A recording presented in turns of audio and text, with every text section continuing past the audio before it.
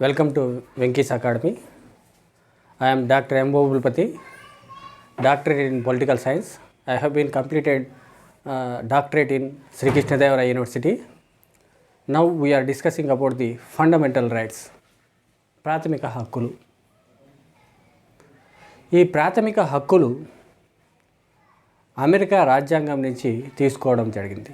We drawn these fundamental rights from USA Constitution. ప్రధానంగా these fundamental rights are the most basic feature of our Indian Constitution. These fundamental rights cannot be amended easily through Union Parliament. Parliament ద్వారా మనం మౌలిక స్వభావంలో భాగంగా వీటిని సవరించేదానికి అంత సులువైనది కాదు. ఎందువలనంటే భారత రాజ్యాంగం రిజిడ్ అండ్ ఫ్లెక్సిబుల్ మేనర్ దృఢ సవరణ విధానాన్ని మనం అవలంబించుతున్నాము. మౌలిక స్వరూపాన్ని సంబంధించి సవరించడానికి వీలు లేదు. ఈ ప్రాథమిక హక్కులకు సంబంధించి ప్రధానంగా మొదటి ప్రాథమిక హక్కు సమానత్వ హక్కు. 14 నుంచి 18వ నిబంధన వరకు రైట్ టు ఈక్వాలిటీ సమానత్వ హక్కు తెలియజేస్తుంది. అంతకంటే ముందు భారత రాజ్యాంగంలో 3వ భాగంలోని 12 నుంచి 35వ అధికరణం వరకు ప్రాథమిక హక్కులను గురించి తెలియజేస్తుంది. మరి 12వ నిబంధన భారతదేశాన్ని మరి దేశ స్వభావాన్ని రాష్ట్రాలను నిర్వచిస్తుంది. మరి ప్రాథమిక హక్కుల గురించి సంక్షిప్తంగా తెలియజేయడం అనేది జరుగుతుంది 12వ నిబంధన ప్రకారం. మరి 13వ నిబంధన ప్రకారం భారత రాజ్యాంగం అమల్లోకి వచ్చే నాటికి భారత రాజ్యాంగం జనవరి 26, 1950 అమల్లోకి రావడం జరిగింది. మరి రాజ్యాంగం అమల్లోకి వచ్చే నాటికి ఈ ప్రాథమిక హక్కులకు వ్యతిరేకంగా ఏ చట్టం అమల్లో ఉన్నా ఆ చట్టం చెల్లనేరదు, దట్ ఈజ్ ఇన్వాలిడ్, చెల్లనేరదు అని తెలియజేయడం అనేది జరుగుతుంది. మరి సమానత్వ హక్కును పరిశీలిస్తే right to equality article 14 to 18 14వ నిబంధన ప్రకారం ఏవి డైసీ సూచించిన లా ఆఫ్ కాన్స్టిట్యూషన్లో నుంచి సమన్యాయం, ఈక్వాలిటీ బిఫోర్ ది లా, సమన్యాయం అనేటువంటి అంశాన్ని మనం తీసుకున్నాం. సమన్యాయం, ఈక్వాలిటీ బిఫోర్ ది లా, చట్టం ముందు అందరూ సమానమే.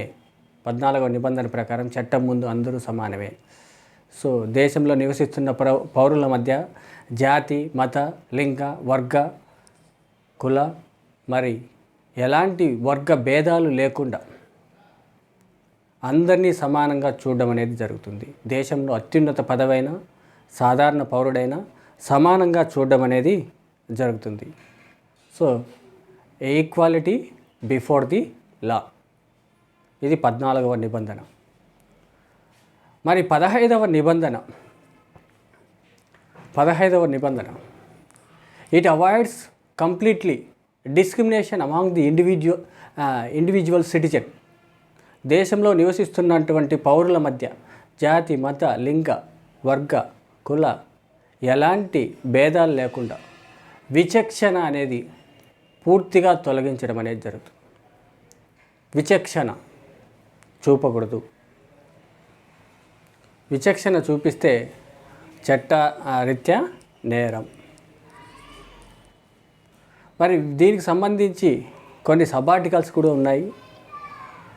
విచక్షణ స్త్రీలకు మరియు చిన్నపిల్లలకు 15(3) అధికరణం ప్రకారం కల్పించినటువంటి రిజర్వేషన్లు విచక్షణ కింద చూడరాదు. మరి 15(4) అధికరణం ప్రకారం మరి ఎస్సీ ఎస్టీలకు విద్యా సంస్థల్లోనూ ఉద్యోగాల్లోనూ కల్పించినటువంటి రిజర్వేషన్లు విచక్షణగా చూడరాదు.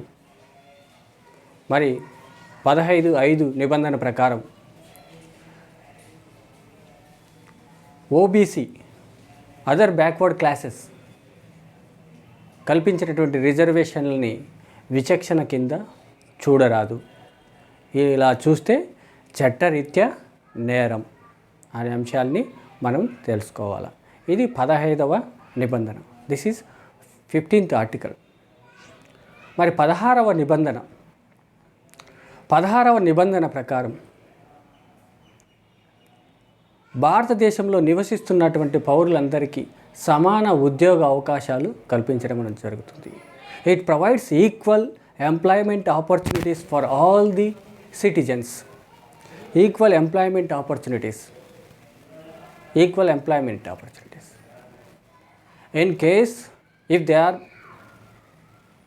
they are getting if they are socially backward, economically backward and scheduled caste and scheduled tribes, so they are having specific reservation according to the constitution. రాజ్యాంగం ప్రకారం ప్రత్యేకమైనటువంటి రిజర్వేషన్ సదుపాయం అనేది కల్పించడం అనేది జరుగుతుంది. మరి విద్యా సంస్థల్లో కల్పిస్తున్నటువంటి ఈ రిజర్వేషన్ని విచక్షణ కింద చూడరాదు. ఇది 16వ నిబంధన. మరి 17వ నిబంధన article 17. It avoids completely untouchability from our country. దేశంలో పౌరుల మధ్య, ప్రజల మధ్య అంటరానితనం పూర్తిగా నిషేధించడం అనేది జరుగుతుంది. If anybody committed to do like this, they must be punished according to the constitution. రాజ్యాంగం ప్రకారం శిక్షించడం జరుగుతుంది. రాజ్యాంగం ప్రకారం శిక్షించడం అనేది జరుగుతుంది. దీన్ని ముందుగా అస్పృశ్యత నివారణ చట్టం కింద చేయడం అనేది జరిగింది.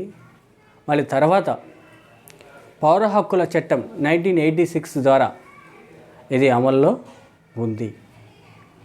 అంటరానితనం కింద అరెస్ట్ కాబడినటువంటి వ్యక్తులు, అలా శిక్షించబడినటువంటి వ్యక్తులు, చూపబడి శిక్షించబడినటువంటి వ్యక్తులు ఎన్నికల్లో పోటీ చేయడానికి అనర్హులు. They are not eligible to contest in the elections according to the law. Article 18. So, if anybody want to receive awards and rewards from the foreign states, they must get prior permissions from the President of India. భారతదేశ పౌరులు ఎవరైనా బహుమతులు, అవార్డులు, రివార్డులు స్వీకరించాలంటే రాష్ట్రపతి అనుమతి తప్పనిసరిగా తీసుకోవాలి. మరి అదేవిధంగా some awards prohibited from our country. అంటే కొన్ని అవార్డు, రాజ్ బహదూర్, తేజ్ బహదూర్, దేశ్ పాండే ఇలాంటి బిరుదులను రద్దు చేయడం అనేది జరిగింది. అంటే రాష్ట్రపతి ప్రాథమిక అనుమతి లేనిదే ఎవరు కూడా అవార్డులు కానీ రివార్డులు కానీ స్వీకరించడానికి అవకాశం లేదు. ఇది సమానత్వపు హక్కు చట్టం, right to equality, article 14 to 18 of our Indian constitution. Article 14 to 18 of our Indian constitution. ఇది సమానత్వపు హక్కు.